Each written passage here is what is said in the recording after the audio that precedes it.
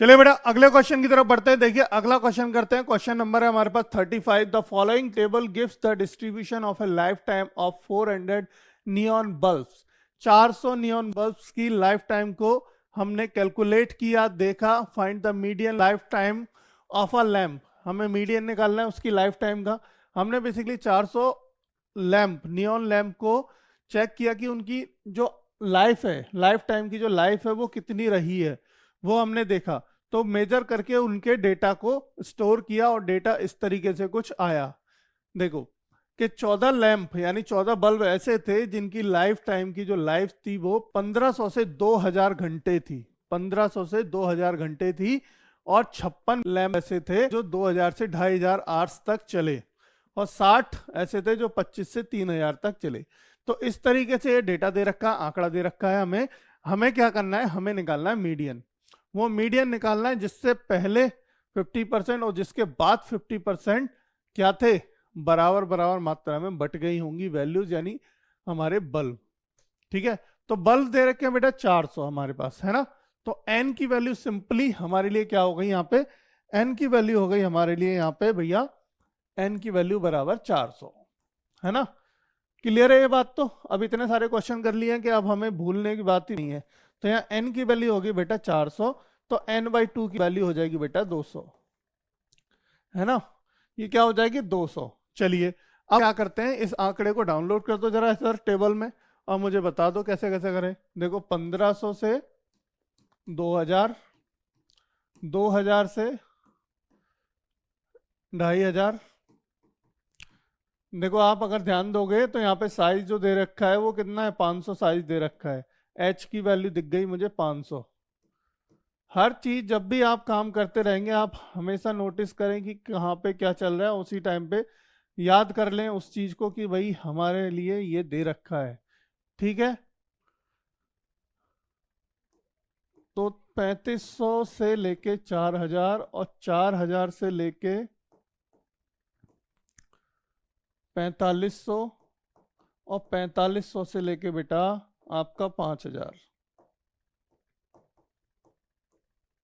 देखो आप कहीं भी गलती करें, जैसा कि डेटा मान लो मैंने अभी यहाँ पे 0 लगाना भूल गया था, अगर मैं भूल भी जाता तो मेरे लिए कुछ गलत नहीं होना था। ठीक है, क्योंकि मेरे पास वैल्यूज मुझे पता है कि क्या चल रही हैं। हो सकता है लिखने में एक 0, लेकिन आपकी गलतियां नहीं होनी चाहिए यहाँ या फिर यहाँ। यहाँ कहीं भी एक भी मिस्टेक हुई, आपने एक भी सम ऊपर नीचे किया नंबर, यानी और वो नंबर कहाँ होगा, वो नंबर आपका सी एफ और एफ की वैल्यू अगर चेंज हो गई तो आंसर आपका डेफिनेटली गलत आएगा ही आएगा। ठीक है बेटा, अब देखो फ्रीक्वेंसी लिख लेते हैं। फ्रीक्वेंसी क्या दी है जरा बता दो मुझको। दे रखी है 14, 56। अब देखो थोड़ी सी बड़ी बड़ी वैल्यू आई है, बट घबराना नहीं है इन वैल्यू से, क्योंकि हमें इनका मल्टीप्लिकेशन या फिर बहुत ज़्यादा कुछ नहीं करना है, सिर्फ और सिर्फ एडिशन करना है, बच्चों वाला खेल करना है जो बचपन से आप सीखते आए हो, मतलब फर्स्ट क्लास से ही सीख जाते हो कि सम कैसे करते हैं, 2 नंबर का सम, 3 नंबर का सम। तो वही सम करना है आपको सीएफ में, और तो कुछ करना ही नहीं है यहाँ पे। तो पहला काम सीएफ निकालना है। सीएफ निकालेंगे कैसे, देखो पहली वैल्यू रखेंगे एज इट इज, दूसरी में सम करेंगे। मतलब 4 और 6 10 का 0 हो गया, हासिल लग गया 1, 5 और 6 और 1 7 हो गया। ठीक है, यही करना है, नीचे तक यही करते आइए और नीचे आ जाएगा हमारा कितना आना चाहिए, 400। क्या आना चाहिए बेटा, 400 आना चाहिए। तो देखते हैं, चलो 6 दूनी 12 और 1 13, यानी 130 हो गया ये तो। ठीक है, अब देखोगे आप ये कितना हो गया हमारा, ये हो गया 6 और 8 और 3 11 का 1 हासिल लगा 1, 216 हो गया। 216 ही है ना। ठीक है, अब देखो 216 में फिर 4 जोड़ दो।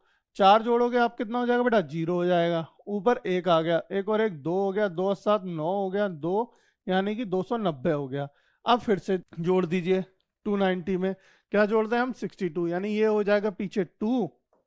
ठीक है, और ये हो गया कितना 15 का 5, और ये हो गया बेटा कितना 352, 352।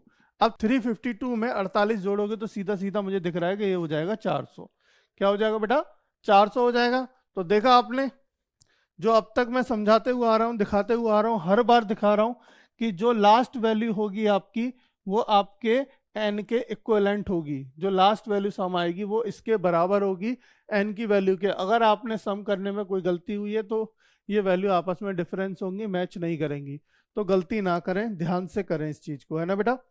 गलती करी तो बहुत पिटाई होने वाली है, तो इसलिए आप गलती बिल्कुल नहीं करेंगे।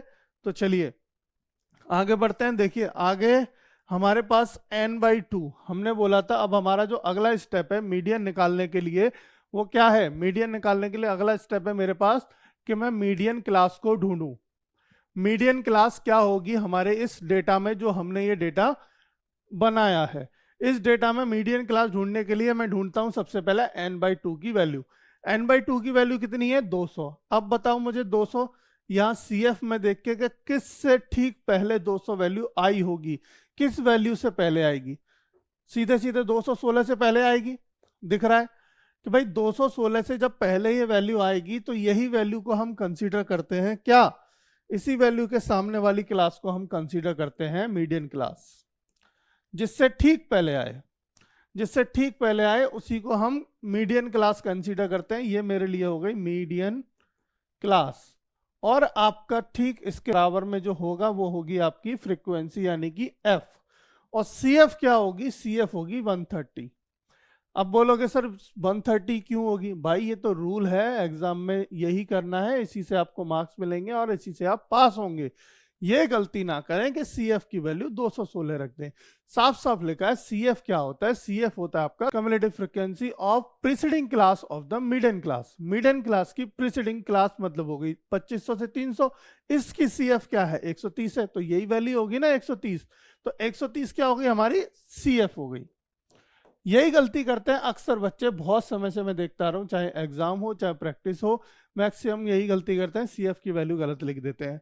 आप नहीं करेंगे बिल्कुल भी। अगर कोई डाउट है तो अभी पूछ लो, ठीक है बेटा।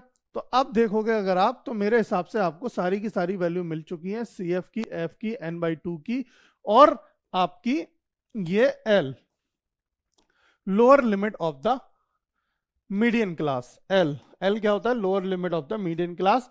अब आप मीडियन का फॉर्मूला जल्दी से मुझे बता दीजिए, वरना आपकी खैर नहीं। देखो L plus n/2 minus CF बेटा बटे F इंटू में H, यही होता है। जल्दी देख के बताओ जरा बुक में, गलत तो नहीं लिख दिया मैंने? वैसे गलत नहीं होगा डेफिनेटली, आंख बंद करके भी लिखवाओगे तो भी सही लिखूंगा। तो आप भी वैसा ही करोगे। कैसे करोगे और ये कैसे होगा? ये होगा आपका एग्जाम, आपके जो क्वेश्चन है उनकी प्रैक्टिस करके। तो प्रैक्टिस कहाँ करोगे? यहीं करिए इनविक्टा पे। तो यहीं प्रैक्टिस करिए और यहीं पे आप बहुत से ज़्यादा क्वेश्चन करिए। और जितने ज़्यादा क्वेश्चन करेंगे आपको कुछ भी रटने की ज़रूरत नहीं पड़ेगी बेटा, है ना, ऐसे ही याद हो जाएगा। तो इसी तरीके से हम काम करते रहेंगे। देखो L की वैल्यू बताओ जरा मुझे, वैल्यू बताते रहो। 3000 है, प्लस n/2 की वैल्यू बेटा 200 है, माइनस CF की वैल्यू कितनी है? 130 है, डिवाइड बाई F की वैल्यू कितनी है? 86 है, इनटू मल्टीप्लाई ये कितनी है? H की वैल्यू 500।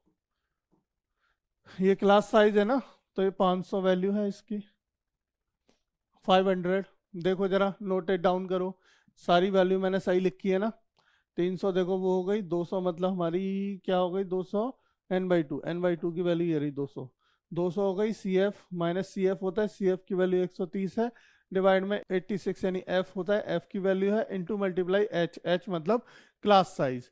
क्लास साइज लिख दिया। अब आप पर जरा माइनस कर दो, कितना बच रहा है देख के। तो 3000 प्लस ऊपर देखोगे बेटा 70 बच रहा है, इनटू में 500 ये आ जाएगा, ठीक है, अपॉन 86 चल रहा है, 86 चल रहा है। अगर मैं 86 और इसको थोड़ा सा छोटा कर लें भाई, 2 से काटें तो 2 चौक 8 और 2 तिया 6, और 2 से काटे तो 35 टाइम कटेगा, आधा होता है बेसिकली, 70 का आधा 35 होता है। अब 35 का मल्टीप्लाई करोगे 5 से तो देखो 25 25 और 5 2 हाथ से लगे मतलब 175 हो गया। बेसिकली क्या हो गया बेटा? 175 हो गया। देखो 3000 ये चल रहा है, प्लस 175 अपॉन 43। अब जरा इसका अलग से डिवाइड करके देख लो क्या वैल्यू आ रही है। इसका आप डिवाइड करोगे तो ये वैल्यू मिलेगी बेटा आपको कितनी? 406.98। 406.98, इसका मतलब 3000 प्लस 406.98 ये आपका आएगा। अब आप इन दोनों वैल्यूज को सम कर दीजिए, इसका मतलब हो गया 3406.98। यही आपका होना चाहिए मीडियन। क्या होना चाहिए बेटा? मीडियन। तो जरा मैच करा लो, ऊपर ऑप्शन से किसी से मैच कर रहा है? 3406.98, 3406.98 ऑप्शन नंबर 3 से आपका आंसर मैच कर रहा है, इसलिए आपका ऑप्शन नंबर 3 बिल्कुल सही आंसर होगा। ठीक है बेटा, देखा मीडियन मीडियन मीडियन मीडियन, माध्यिका माध्यिका माध्यिका, हम सीख गए अब माध्यिका कैसे निकाली जाती है। फॉर्मूले के सहायता से हमने माध्यिका निकालनी सीख ली है। बस अगर आपने ये वाला कॉन्सेप्ट सीख लिया, अगर आपने ये वाला कॉन्सेप्ट आपका क्लियर हो गया, क्योंकि कॉन्सेप्ट से ही आप क्या करते हो, कॉन्सेप्ट से ही आप आगे बढ़ते हो और कॉन्सेप्ट से ही आपके अंदर चीजें क्लियर होती हैं। ठीक है, तो ये कॉन्सेप्ट अगर आपका क्लियर हो गया, आप डेफिनेटली गलती नहीं करोगे, क्योंकि कैलकुलेशन बच्चे सीख जाते हैं, बच्चे यही भूलते हैं कि भाई सीएफ कहाँ से लें, कौन सा लें और कौन सा होगा। ये मैंने बहुत सिंपल और बहुत आसान और बहुत तरीके से समझाया है। अगर अभी भी कोई डाउट हो मेरा बच्चा, तो आप मुझे बताओ, मैं फिर से समझाऊंगा। ठीक है,